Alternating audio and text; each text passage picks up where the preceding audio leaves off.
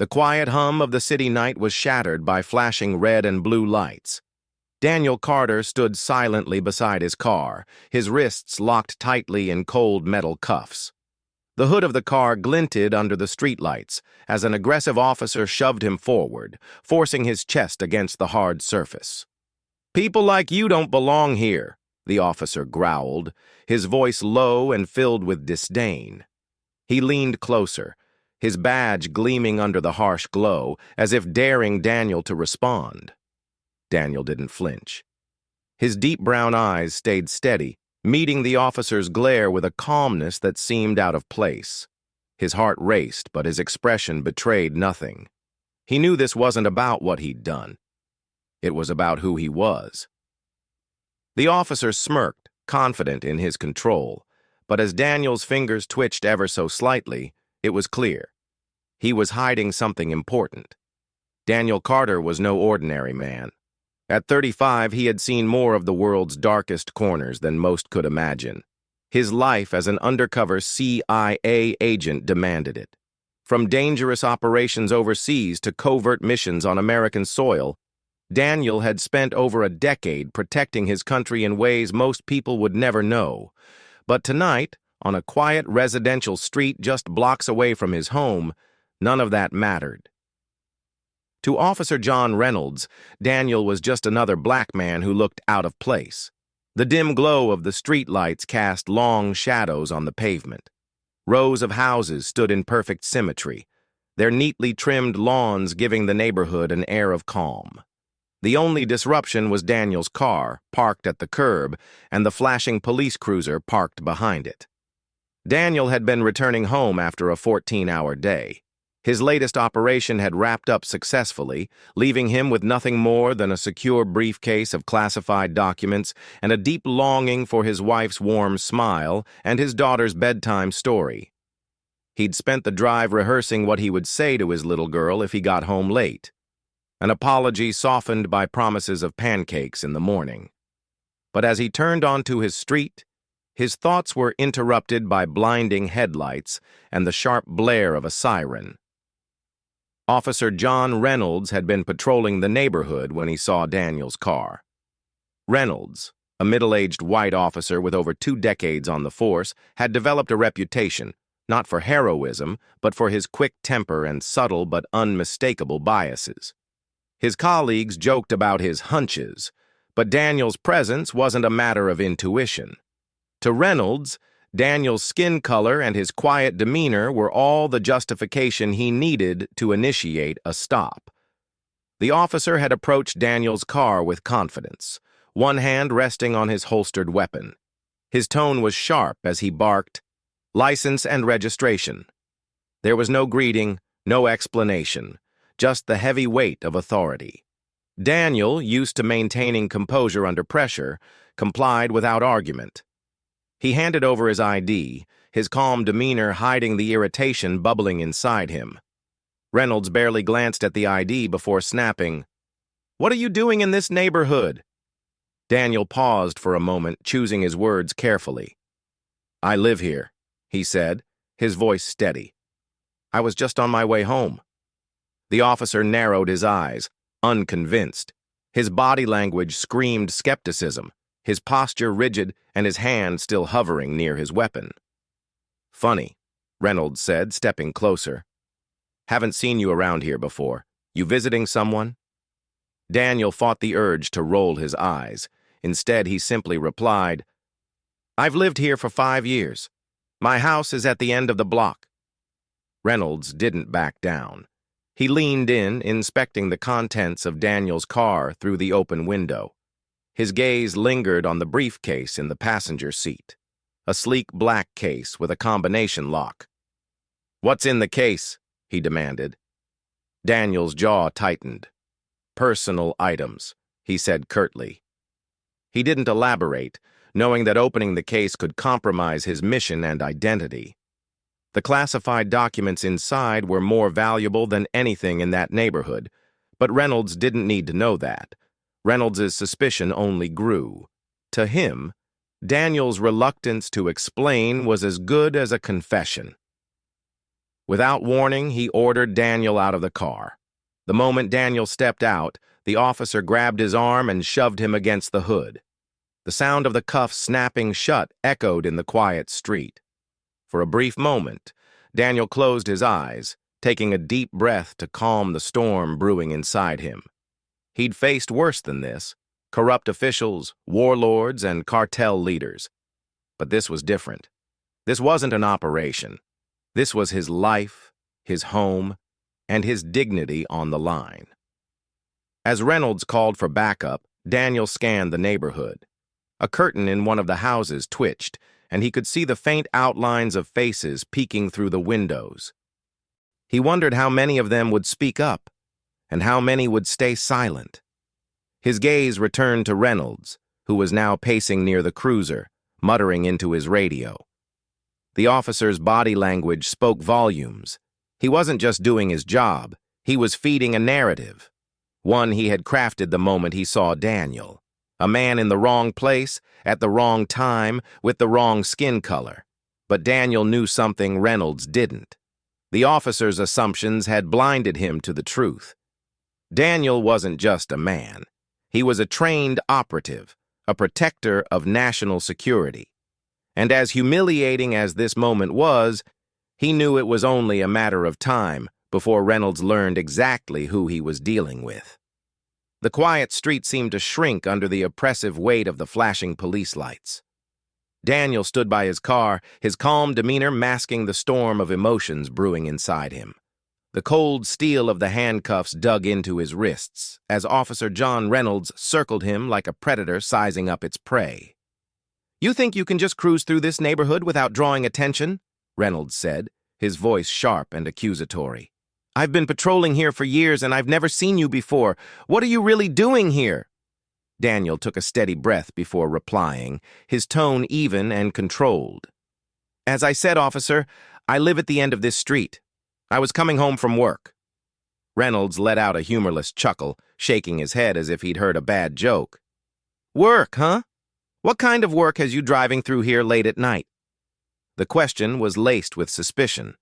Reynolds' gaze flicked to Daniel's face, scanning him for any sign of guilt, then darted back to the sleek black briefcase sitting on the passenger seat of Daniel's car. "And what's in the case? Drugs? Weapons?" Daniel tightened his jaw, his muscles tensing as he forced himself to remain calm. "It's personal," he said firmly but politely. "Nothing illegal." Reynolds stepped closer, his hand hovering near his holster. Funny how people with nothing to hide are usually more cooperative. Daniel felt the weight of those words.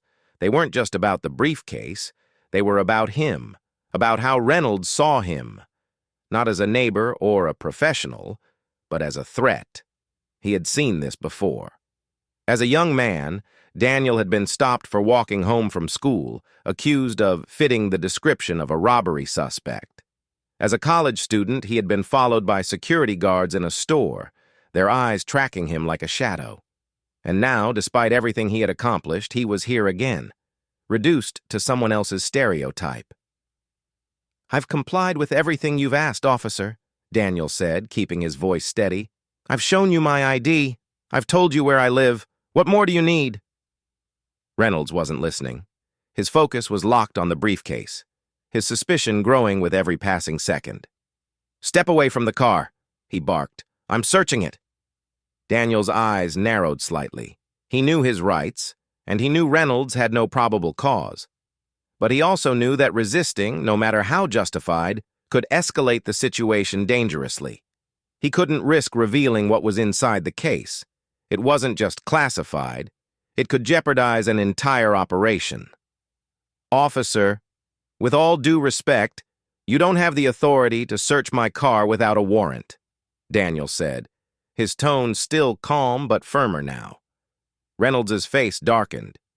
"Don't tell me how to do my job," he snapped. "Step back, or I'll arrest you for obstruction." Daniel clenched his fists, his breath steady but shallow. He knew he was being baited, pushed to react in a way that would justify Reynolds' aggression. He wouldn't give him that satisfaction. As Reynolds moved to open the car door, Daniel glanced around the street. The curtains in a few houses had parted, faces peeking out hesitantly.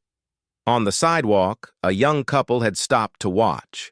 The woman whispered to her partner, her expression anxious, while the man looked away, pretending not to notice. Farther down the block, a teenager stood with his phone raised, recording the scene with wide, uncertain eyes. The weight of those silent witnesses pressed down on Daniel. He wasn't just fighting for himself, he was setting an example for everyone watching. He thought of his daughter, asleep in her bed, and his wife, who would be waiting for him to walk through the door. He couldn't afford to let this spiral out of control. Reynolds yanked at the car door handle, but it didn't budge. It was locked. "Open it!" he demanded, turning back to Daniel. "I can't let you do that," Daniel said quietly. "The contents are confidential." Reynolds' eyes narrowed. "Confidential?" he repeated mockingly. "What are you, some kind of spy?" The irony almost made Daniel laugh. Almost. The officer stepped closer, his voice lowering to a growl. "You think you're smarter than me? You think you're above the law? I don't care who you are. You're not walking away from this." Daniel felt his patience thinning, but he held on. "Officer, I'm asking you to step back and think carefully about what you're doing," he said, his words measured. "This situation doesn't have to go any further." But Reynolds didn't care. His pride, his authority, and his bias were all on the line. He reached for his radio, calling for backup. The tension in the air thickened as the seconds stretched into an eternity. Daniel's pulse quickened, but his face remained calm, unreadable. The teenager with the phone shifted nervously, his hands trembling as he continued recording. The couple on the sidewalk whispered to each other, their unease growing. And inside one of the houses, a curtain fell back into place, its occupants retreating from the confrontation. As the distant sound of sirens echoed through the night, Daniel knew one thing for certain. This wasn't just about him. This was about something much bigger. And before the night was over, the truth would come out. The tension crackled in the air as Officer Reynolds leaned against the side of Daniel's car, his flashlight cutting through the interior like a spotlight. The secure black briefcase on the passenger seat seemed to taunt him, its combination lock gleaming under the streetlights. He yanked the door handle again, but it remained locked. "Open the car," Reynolds ordered, his voice low and threatening. "Now." Daniel stood tall, his hands still cuffed behind his back. His heart was pounding, but his face betrayed none of it. "Officer," he said evenly, "I've told you. The briefcase contains sensitive material, and I cannot allow you to open it." Reynolds let out a bitter laugh. "Sensitive material? What are you, the president?" He leaned closer, his face inches from Daniel's. "You're hiding something, and I'm going to find out what it is." The officer turned back to the car, pulling out his radio. "Dispatch, I need immediate backup. Possible suspect resisting search," he said, his words calculated to escalate the situation further. Daniel clenched his fists, his mind racing. His CIA training had prepared him for countless hostile situations, but this one was different. This wasn't an enemy combatant or a corrupt official. It was a man drunk on his own authority, blinded by his prejudice. Revealing his identity now could compromise years of work, endanger lives, and unravel everything he had worked for. But remaining silent could cost him his freedom, or worse.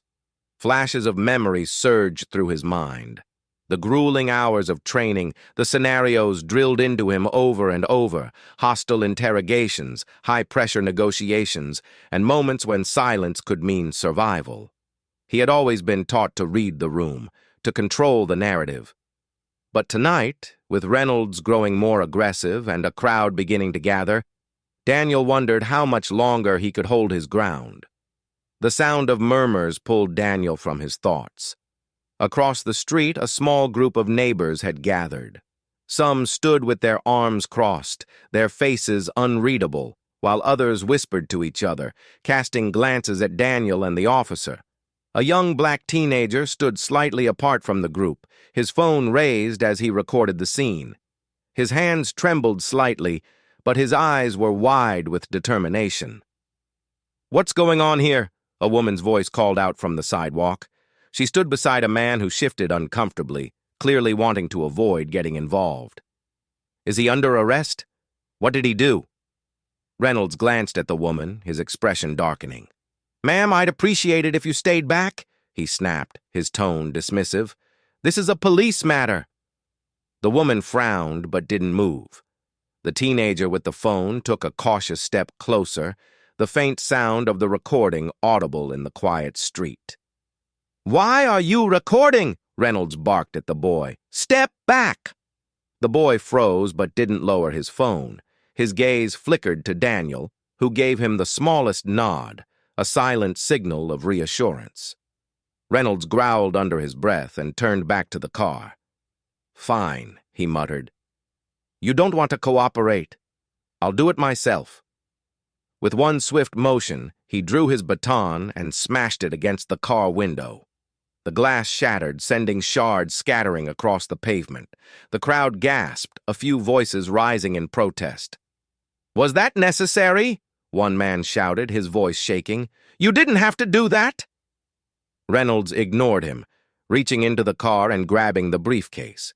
He held it up triumphantly, turning back to Daniel with a smug grin.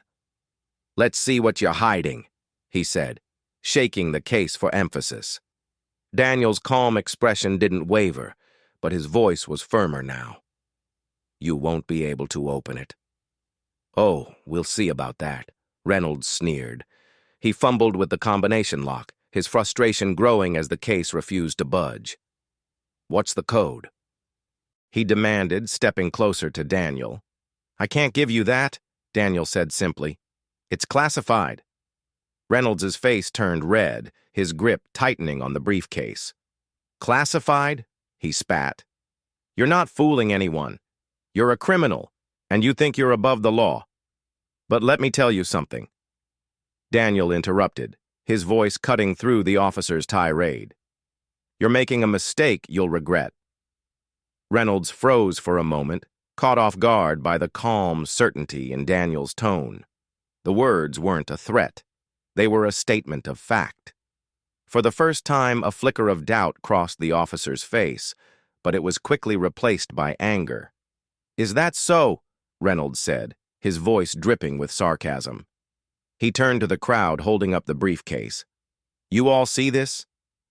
This man refuses to explain what's inside. If he's innocent, why won't he cooperate?" The murmurs in the crowd grew louder. Some people nodded in agreement with Reynolds, but others began to shift uneasily. The shattered glass on the pavement, the teenager's steady recording, and Daniel's calm refusal to engage were painting a picture that didn't align with the officer's narrative. "Maybe he's telling the truth," someone muttered. "You can't just smash his window like that," another voice added. Reynolds' grip on the briefcase tightened. He wasn't used to being questioned, and the growing unease of the crowd only fueled his frustration. "Back up," he barked at the onlookers. "This is a police investigation." But the crowd wasn't backing down. The teenager with the phone stepped closer, his voice trembling but loud enough to be heard. "You can't treat him like this," he said. "He hasn't done anything wrong." Daniel's gaze flickered to the boy, a small glimmer of hope sparking in his chest. The tide was beginning to turn, but he knew it wasn't over yet. Reynolds stepped closer to Daniel, his face inches away. "Last chance," he hissed. "Tell me what's in the case, or I'll arrest you for obstruction." Daniel met his gaze, unflinching. "Do what you have to do, officer. But you should know. When this is over, you'll have to answer for it." Reynolds stared at him, his jaw clenching. The sound of approaching sirens echoed in the distance, signaling the arrival of backup. The officer's grip on the briefcase tightened as the crowd grew restless. The night wasn't over, and neither was the fight. The sound of approaching sirens grew louder, cutting through the uneasy murmurs of the crowd. Officer Reynolds stood rigid, his grip tightening on the black briefcase as his jaw clenched in frustration. He cast a quick glance at Daniel, who remained calm despite the escalating chaos. "You're not getting out of this," Reynolds hissed, his tone laced with arrogance. "Backup's on the way, and we'll find out exactly what you're hiding." Daniel said nothing, his expression steady, betraying no fear. Years of training had taught him to maintain control, no matter the stakes. Inside, though, his thoughts were racing. The situation was spiraling faster than he had anticipated. He knew that when backup arrived, the balance of power could either shift in his favor or tilt completely against him. The police cruiser came to a screeching halt, and a senior officer stepped out. Lieutenant Greg Mitchell, a tall, authoritative figure with graying hair, exuded a commanding presence. The crowd, which had grown larger, fell silent as they watched him approach. His sharp eyes quickly assessed the scene, the shattered car window, the briefcase in Reynolds' hands, and Daniel standing calmly despite the cuffs cutting into his wrists. "Reynolds," Mitchell barked, his voice firm. "What's going on here?" Reynolds straightened, puffing out his chest. "This man was acting suspiciously, sir," he began, his tone confident. "He refused to cooperate, and I suspect he's hiding something illegal in this briefcase." Mitchell frowned, glancing at the briefcase before shifting his gaze to Daniel. His brows furrowed as he took in Daniel's composed demeanor, contrasting sharply with Reynolds' aggression. "Did you verify his identification?" Mitchell asked. "He claims he lives here," Reynolds replied, waving dismissively toward the houses. "But he's being evasive, and I think he's lying." Mitchell turned to Daniel, his expression unreadable. "Is this true? Do you live here?" Daniel met his gaze calmly. "Yes, Lieutenant. I live at the end of this street, and I've complied with every request your officer has made. I've provided my ID and explained my presence." Mitchell glanced back at Reynolds, his frown deepening. "If he's provided ID, why is he still cuffed?" Reynolds shifted uncomfortably. "He refused to let me search his car. He's hiding something, sir." The crowd murmured again, their whispers carrying a mix of doubt and indignation. Mitchell turned back to Daniel, his tone softer but still firm. "Sir, what's in the briefcase?" Daniel knew the moment had come. He had tried to avoid this, to keep his identity concealed for the sake of his mission. But Reynolds' actions had left him no choice. Taking a deep breath, he straightened his shoulders and spoke with quiet authority. "Lieutenant, I'm an undercover CIA agent," he said, his voice cutting through the tension like a knife. "The briefcase contains classified documents. Your officer has no authority to open it." The crowd gasped, their whispers erupting into louder exclamations. Reynolds froze, his face draining of color. For a moment, it seemed as if time itself had stopped. The briefcase in his hands suddenly felt impossibly heavy. Mitchell blinked, his expression shifting from skepticism to shock. "CIA," he repeated, his voice low. "Can you prove that?" Daniel nodded and gestured toward his back pocket. "My identification is in my wallet. If you could remove the cuffs, I'd be happy to show you." Mitchell hesitated for only a moment before nodding to Reynolds. "Unlock the cuffs." Reynolds stared at Mitchell, his mouth opening and closing as if he wanted to argue. But the look on Mitchell's face left no room for debate. With a reluctant grunt, Reynolds pulled out the key and unlocked Daniel's cuffs. Daniel rubbed his wrists briefly before retrieving his wallet. He handed a sleek identification card to Mitchell, who inspected it carefully. The change in Mitchell's demeanor was immediate. "Agent Carter," Mitchell said, his voice carrying a newfound respect.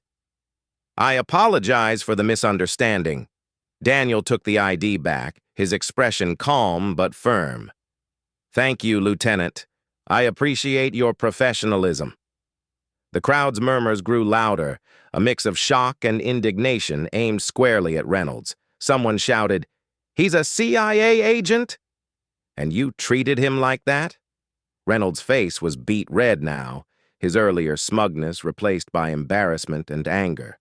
"I didn't know," he muttered defensively. "How was I supposed to know?" Daniel turned to him, his voice steady but filled with purpose. "You didn't know because you didn't bother to find out. You saw a black man in a nice car and decided that was all the justification you needed." Reynolds bristled, but before he could respond, Daniel stepped closer, addressing both him and the crowd. "But let's say I wasn't a CIA agent," he continued, his voice rising slightly. "Let's say I was just a regular man driving home after a long day. Would that make the way you treated me right?" The crowd fell silent, the weight of Daniel's words hanging heavily in the air. Even Mitchell looked uncomfortable as he glanced between Daniel and Reynolds. "This isn't about what I do for a living," Daniel said, his tone measured but powerful. "It's about the assumptions you made the moment you saw me. You saw my skin color, and you decided I didn't belong. And that kind of thinking doesn't just hurt me, it hurts all of us. It divides communities, destroys trust, and perpetuates a cycle of fear and ignorance." A few people in the crowd began to clap, their applause growing louder as more joined in. The teenager with the phone lowered it briefly, his face filled with awe as he watched Daniel speak. Mitchell cleared his throat, stepping forward. "Agent Carter, on behalf of the department, I apologize for what happened tonight. This will be investigated thoroughly, and steps will be taken to ensure it doesn't happen again." Daniel nodded, his expression softening slightly. "I hope so, Lieutenant, because this isn't just about me. It's about making sure this doesn't happen to anyone else." Reynolds stood frozen, his gaze fixed on the ground. For once, he had nothing to say. As Daniel retrieved his briefcase and prepared to leave, he turned to the teenager with the phone and gave him a small nod. The boy smiled nervously but proudly, realizing the power of what he had captured. The night had begun with prejudice and humiliation, but it ended with accountability and hope. And as Daniel walked away, the crowd parted for him, their eyes filled with respect. The tension that had gripped the street began to ease as the weight of the truth settled over everyone. Officer Reynolds stood frozen, the reality of his actions crashing down around him. His earlier confidence and authority had evaporated, replaced by the unmistakable look of a man who realized he had gone too far. Lieutenant Mitchell stepped forward, his voice calm but firm. "Officer Reynolds, your actions tonight have crossed the line. You are hereby relieved of duty pending an internal investigation." The crowd erupted into murmurs, their whispers growing louder until someone broke the silence with a cheer. "Finally, justice!" a voice shouted, and soon others joined in, their claps and cheers echoing through the neighborhood. The teenager with the phone captured every moment, his lens trained on Reynolds as Mitchell ordered him to hand over his badge and firearm. Reynolds' hands trembled as he removed his badge, his face pale with humiliation. He glanced at Daniel, his eyes narrowing as if searching for something to say. But Daniel stood tall, his expression steady and composed. There was nothing Reynolds could say to undo what had happened. Turning back to Daniel, Mitchell's tone softened. "Agent Carter, I cannot express how deeply I regret the way you were treated tonight.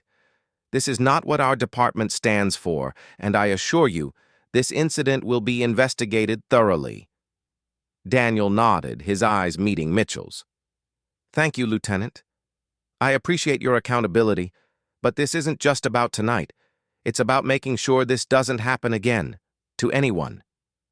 Mitchell held his gaze for a moment before nodding solemnly. "You have my word." The crowd began to shift, their initial outrage giving way to reflection. A middle-aged woman stepped forward hesitantly, her face flushed with guilt. I should have said something earlier," she admitted, her voice trembling. "When I saw how he was treating you, I knew it wasn't right. I didn't know what to do." Daniel offered her a small, reassuring smile. "It's never too late to stand up for what's right," he said gently. "Your voice matters, even if it's just a whisper."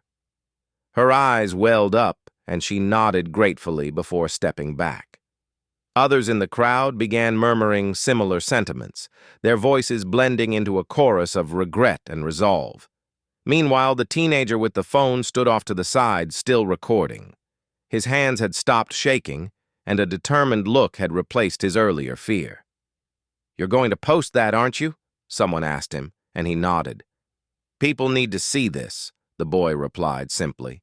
"The world needs to know what really happened." Daniel turned toward the boy, his gaze softening. "What's your name?" he asked. "Marcus," the boy replied. "Well, Marcus," Daniel said, a small smile playing on his lips. "Thank you. Your bravery might help change things." The boy straightened, pride evident in his expression as he nodded. "I just did what I thought was right." As the crowd began to disperse, Daniel retrieved his briefcase and took a moment to take in his surroundings. The broken glass on the pavement, the whispers of the bystanders, and the fading echo of sirens painted a stark picture of the night's events. But beyond the chaos, he saw something more, a spark of hope. The teenager's courage, the community's awakening, and even Mitchell's willingness to hold Reynolds accountable were small steps toward change. Later that evening, Daniel sat on his porch, the briefcase safely locked away inside. The adrenaline from the confrontation had faded, replaced by a quiet sense of reflection. He thought about his daughter, about the world she would grow up in. Tonight's events reminded him of how far society still had to go, but they also reminded him of the power of individual actions. As he sipped his tea, Daniel's phone buzzed. A notification popped up. A video uploaded by Marcus was going viral. The headline read, "Racist Cop Harasses Black CIA Agent, Faces Justice." The comments section was flooded with outrage, support, and calls for accountability. Daniel let out a small sigh, his mind drifting to the bigger picture. The video would spark conversations, debates, and perhaps even policy changes. But more importantly, it would inspire others to stand up, to speak out, and to challenge the prejudices that too often went unchecked. As the night deepened, Daniel looked out at the quiet street. He knew the road to change would be long, but he also knew that moments like this, moments of courage and accountability, were the first steps. The house was quiet, save for the faint hum of the refrigerator in the kitchen. Daniel sat in his living room, a warm mug of tea in his hands and the lights dimmed low. His wife had already gone to bed after making him promise he would get some rest. But Daniel couldn't sleep. Not yet. The events of the night still lingered in his mind, each moment replaying like a looped recording. He stared out the window into the dark street, the place where everything had unfolded just hours earlier. The shattered glass had been swept away, and the flashing lights were long gone, but the weight of the incident still hung heavy in the air. He took a slow sip of his tea, his thoughts swirling. As a black man, Daniel had grown up learning to navigate a world that too often judged him by his appearance before his character. As a CIA agent, he had spent years defending the ideals of justice and equality, values he believed in deeply, even when they seemed out of reach. Tonight, those two identities had collided in a way he couldn't ignore. No amount of training could fully prepare him for the frustration of being reduced to a stereotype, even by those sworn to protect. His mind drifted to the crowd, to the murmurs of uncertainty and guilt, and to the bravery of Marcus, the teenager who had recorded the entire incident. Marcus reminded him of himself at that age, young, determined, and willing to stand up for what was right, even when it wasn't easy. The thought brought a faint smile to Daniel's lips. In Marcus, he saw hope for the future. His phone buzzed on the table, pulling him from his thoughts. He leaned forward, picking it up to see yet another notification. The video Marcus had uploaded was gaining traction online, spreading like wildfire across social media. News outlets were picking up the story, and hashtags like #Justice for Daniel and #Racism Exposed were trending. People from all walks of life were sharing their outrage and solidarity, calling for accountability and systemic change. Daniel scrolled through some of the comments. There were messages of support, stories from others who had faced similar injustices, and demands for action against Officer Reynolds. But what struck Daniel the most were the conversations the video had sparked. People were asking hard questions, challenging their own assumptions, and calling for change, not just in policing, but in the way society viewed and treated black men like him. One comment stood out. "It shouldn't take someone being a CIA agent for them to be treated with respect. This has to stop, for everyone." Daniel nodded to himself, his chest tightening at the truth of those words. He had been able to stand his ground tonight because of his training and his position. But what about those who didn't have that privilege? What about the countless others who faced the same prejudice and didn't have the tools or platform to fight back? He set his phone down and leaned back in his chair, staring at the ceiling. The weight of responsibility settled on his shoulders. Not just as a man who had experienced injustice, but as someone who had the ability to spark change. He didn't know what the next steps would look like, but he knew he couldn't let the momentum from tonight's events go to waste. Daniel thought about the people who had spoken up tonight, the woman who admitted her regret, the neighbors who had begun questioning their silence, and Marcus, who had used his phone as a weapon for truth. Each of them had taken a step, however small, toward challenging injustice. And that gave Daniel hope. As the night deepened, Daniel picked up his tea and took another sip. His thoughts shifted from the incident to the bigger picture, to the future he wanted to help shape, for his daughter, for his community, and for everyone who deserved to live without fear of prejudice. Before heading to bed, Daniel typed a quick note into his phone, his words reflecting the thoughts that had been circling his mind all evening. Injustice thrives in silence. Change starts when we choose to speak up, even when it's uncomfortable. Tonight, a young man's courage made a difference. Tomorrow, it could be yours. How will you stand up against injustice when it happens around you? He stared at the words for a moment before posting them to his social media. Within seconds, the notifications began rolling in. But Daniel set his phone down, knowing his part in the conversation had just begun. As he turned off the lights and headed upstairs, Daniel felt a sense of resolve. Tonight had been a reminder of how much work still needed to be done, but it had also shown him that change was possible. One voice at a time, one action at a time, they could challenge the system. They could build a world where people were judged by their character, not their color. And as Daniel drifted off to sleep, the question lingered in the air. How will you stand up when it's your turn?